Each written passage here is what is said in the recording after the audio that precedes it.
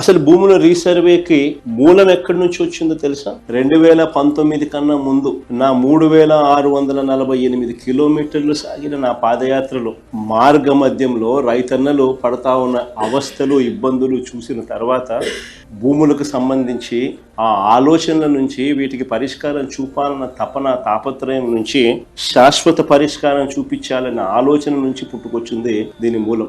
రైతులను, ప్రజలను ఇబ్బందులు పెడుతూ అవస్థలకు గురి చేస్తున్న పరిస్థితి. ఇలాంటి 1,00,000 సమస్యలకు పరిష్కారంగా సమగ్రమైన భూ సర్వే అండ్ సమగ్రమైన ల్యాండ్ రిఫార్మ్స్, భూ సంస్కరణలు చేయాలన్న ఆలోచన వాటి నుంచి వచ్చింది. మా మేనిఫెస్టో కాపీలోని 2019లో రాష్ట్రంలో భూములన్నింటినీ సమగ్ర రీసర్వే చేయించి భూ యజమానులకు శాశ్వత యాజమాన్య హక్కు కలగజేస్తాము.